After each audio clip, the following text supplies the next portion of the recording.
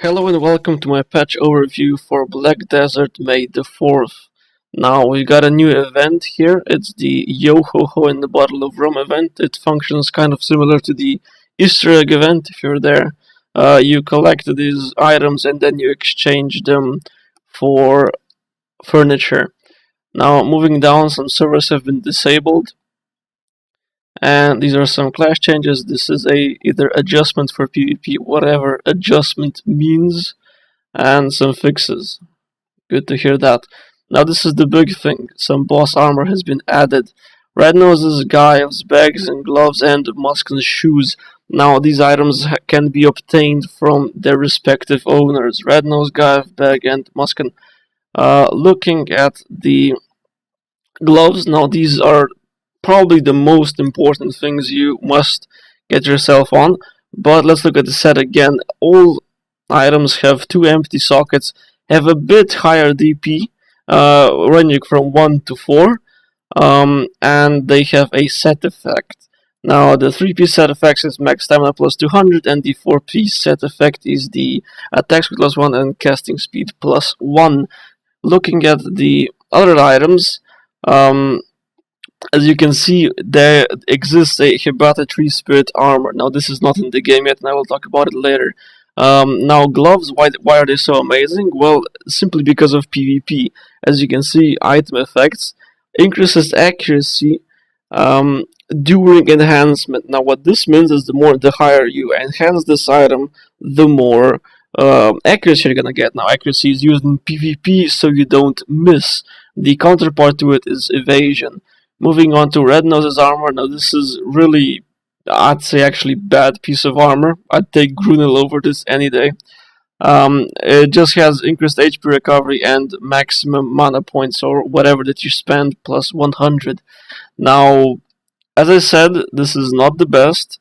And the Tree Spirit armor gives you plus 200 HP. So honestly, I wouldn't use the armor unless you really need to trigger the set effect, but then again the 4-piece set effect is not that great. Moving on to Guy's helmet. Now this is just a solid piece of equipment, again 2 slots with the effect of maximum HP plus 100. Going back to shoes, now these are basically the counterpart to gloves.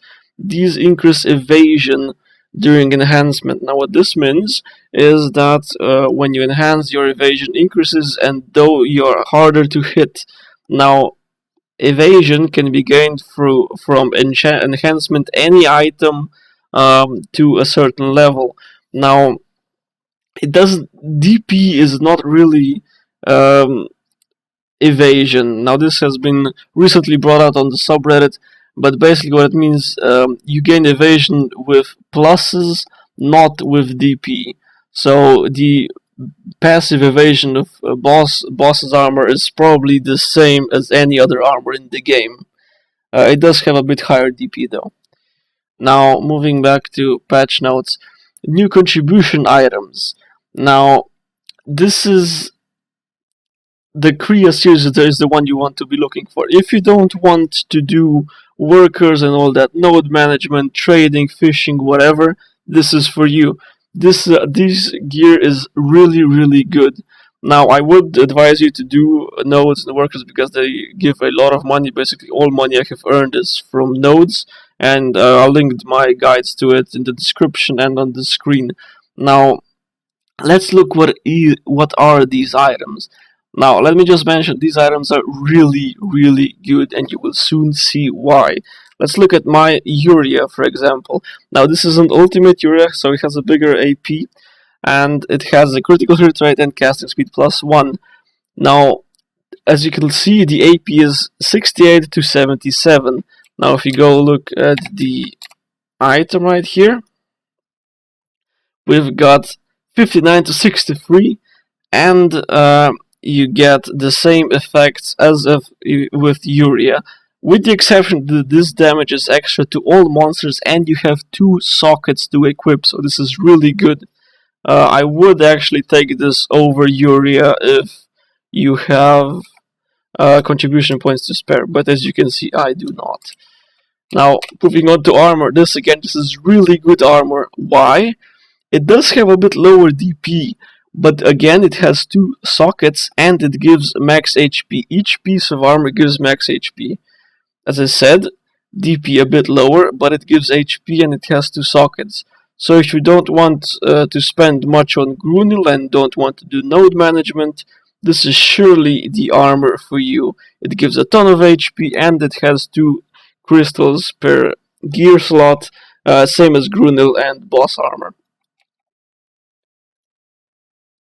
Okay. Moving on, we got some new tiles for a red battlefield, and that's all nice. Moving on to new areas, we got the forest, the dungeon, and the islands. Now, if I open the game for you, real quick, the forest is left in Medaya. This is the forest spot, and this is the dungeon spot. The dungeon is open world, it's not an instant dungeons. And then we have pirate islands, which are located here. Now I can bring up the map from Black Desert Foundry. This is the so-called Pirate Island. This is where you will be leveling from 55 onwards. People from Korea say that this is basically the best spot to level from 55, and if you didn't know already, from 52 to 55 you got this 1000 garrison. So yeah. There have been some monster changes, but that's not very important. The more important thing is the Red Battlefield revamp. Now they have reduced the red seals you get, but they have reduced the requirement to exchange them as well. So all in all, this is basically a buff to your time. I would just like to point out that the quest for Red Battlefield, which refounds 200 energy, still requires 4 red seals, so that means either 4 losses now or 1 victory. Just to be noted. I don't know if Dom actually intended this, but let's hope they didn't. Again guys, thank you for watching. I hope you will check out my worker guides, and yeah, stay awesome.